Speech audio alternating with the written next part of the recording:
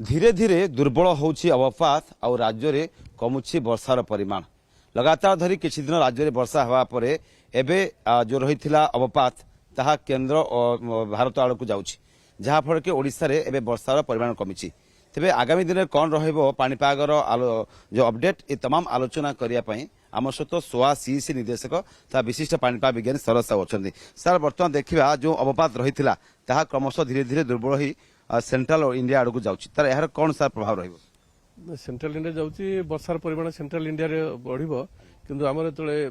ओडिशा उपकूल आज देखा मैंने होल ओडिशा इवन झारसुगुड़ा भुवनेश्वर प्राय दक्षिण दक्षिण पश्चिम दिगुर विंड फ्लो रोचे किंतु उपकूल पार्ट विंडर स्पीड बहुत अधिक रोचे प्राय more than 60 kilometre per hour रोचे किंतु जदि आभ्यंतर कम अच्छे कि उपकूल पार्ट अच्छी एथुर जना पड़ुची अधिक जलय बाष्प फ्लो रोचे किंतु आमर कौन सिस्टम नथि कंटिन्यूअस वर्षार संभावना नहीं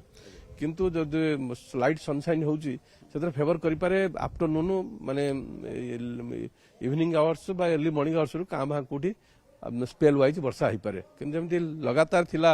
आपंकर 1 ରୁ 5 भितर सेमितिया वर्षा न हो पारे किंतु स्पेल वाइज हम स्पेल वाइज हेले भी वायुमंडल में अधिक जलय बाष्प रोचे प्राय अधिकांश जगह स्पेल वाइज आपन कहउछन ओडिसा क्यों अंश बेसी वर्षा सर आकलन करा जाउछि स्पेल स्पेल वाइज हबो क्यों राज्य क्यों जिला बेसी वर्षा उत्तर ओडिसा रे वर्षार परिमाण अधिक हबार संभावना रोचे उत्तर कले आपनकर हेइ पारे केउंझर मयूरभंज हेइ पारे बालेश्वर भद्रक ढेंकानाल इवन खोर्धा फोर्धा यू पकेट में वर्षार संभावना हो स्पेल वर्षा कारण जलय बाष्प बहुत अधिक मात्रा वायुमंडल प्राय 85-90% रोचे ऊपर लेवल की 85-90% रोचे कौन सिस्टम जदि हिटिंग है थोड़ा बहुत है सी फेवर कर वर्षार करने और वर्षार परिमाण भी अधिक रहा कारण आगु कारण बर्तमान देखा बर्तमान वर्षार परिमाण कमी कि विंड स्पीड टी सर बढ़ी कारण कौन पवन सर बेग टी बढ़ी अधिक पवन माने प्रेशर भालू जोटा जाऊ सेपट को पवन तो आम जो रोचे आंटी क्लॉक वाइज मुवमेंट रोचे ना से जहाँफल कि आपंकर विंडर स्पीड अधिक रही सर जो कहुच्छे बर्तमान देखिए जून 1 तारिख आज पर्यंत जो डेफिसिट रेनफॉल था स्वाभाविक अधिक रही हाँ कारण जो लास्ट 4-5 डेज रे आपंकर वर्षार परिमाण को दिन 400% 600% जी नॉर्मल था ताठू अधिक है आ जो डेफिसिट था आपंकर जून रे सेटा जुलाई मासरे आपंकर जो लास्ट 4-5 डेज वर्षा है मेकअप कर जहाँ जहाँ आईएमडी डाटा देखुली 22% अधिक वर्षा है जून 1 आज जाके जदि यही प्रकार पाग कंटिन्यू रहा मझे 1 by 1 जदि किसी लघुचाप आसू आपंकर मनसून प्रभाव रो वर्षा है आपंकर नॉर्मल रेनफॉल बा नॉर्मल ठार अधिक भी हो पारे सर कहुच्छे 11-12 बेलू पुणी गोटे घूर्णिबल सृष्टि हो पारे बंगोपसागर में सर यह वर्षा अधिक कर कि पुणी लघुचाप आसीपे कि सर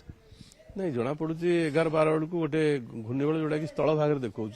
उत्तर ओडिशा ये आपंकर झारखंड पाखापाखि से किंतु दक्षिण पूर्व दिग तार गति देखा पारे जदि लघुचाप सृष्टि है 15-16 आड़ को लघुचाप हो पारे जदि 15-16 को लघुचाप हो पारे रथयात्रा अच्छी तो यही समय वर्षा हो पारे कि रथयात्रा समय आम आकलन कर जदि लघुचाप क्षेत्र बांग्लादेश पटे रपटे पुरी हरिकार वर्षार परिमाण रही पुरी केतेटा वर्षा हेनी से किंतु लघुचाप क्षेत्र जो रोचे उत्तर बंगोपसागर पटे देखा से पुरी हरिकार वर्षार संभावना कम रही पारे किंतु सर जो कहुच्छी राज्य में बन्या परिस्थिति कथा जदि भी बड़ बन्या कौटी ना बैतरणी नदी बर्तमान डेंजर लेवल पाखापाखि ता सहित 9 तारिख हीराकुद जल गेट खोल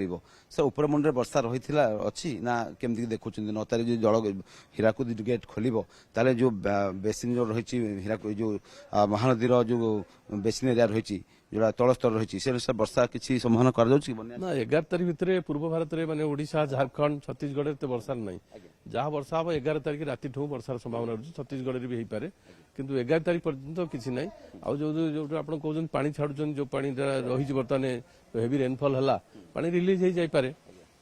जेहेतु 9 तारिख छाड़ 10-11 तारिख से बड़ वर्षा ना कि असुविधा हम ना आशा करा 11 तारिख सुधा किसी बड़ वर्षा ना आम कहीपर लास्ट शेष प्रश्न पचार सर जेहेतु रही आज वर्षा कमी पारे केते पर्यंत राज्य में बर्तमान टिके पाग नॉर्मल रही सुखला रही कि वर्षा हेब ना आकलन 11 तारिख पर्यंत आप माने कहीपर 11 तारिख पर्यंत वर्षार संभावना कम रोचे निश्चित भाव में आम सहित जहाँ सोआ सीएसी निर्देशक शरद साहू कहते आज राज्य में वर्षार परिमाण कमिब और अवपात धीरे धीरे दुर्बल होची सेंट्रल इंडिया आड़ को मुहां करिछि एवं ता सहित देखिया ताले आसंता 11 तारिख पर्यंत राज्य में पाग मुख्यतः ପ୍ରାୟ ଶୁଖିଲା ରହିବ କୌଣସି ସ୍ଥାନରେ ବର୍ଷାର ବଡ଼ ବର୍ଷାର ଆଲର୍ଟ ମଧ୍ୟ ନାହିଁ ଏବଂ ତାପରେ ଦେଖିବାକୁ ଗଲେ 12 ବେଳକୁ ପୁଣି ଏକ ଘୂର୍ଣ୍ଣିବଳୟ ମଧ୍ୟ ସୃଷ୍ଟି ହେବାର ଆଶଙ୍କା କରାଯାଉଛି ଯାହାଫଳରେ କି ଆସନ୍ତା 15-16କୁ ରାଜ୍ୟରେ କିଛି ସ୍ଥାନରେ ମଧ୍ୟ ବର୍ଷା ହେବା ନେଇ ମଧ୍ୟ ପୂର୍ବାନୁମାନ କରାଯାଉଛି।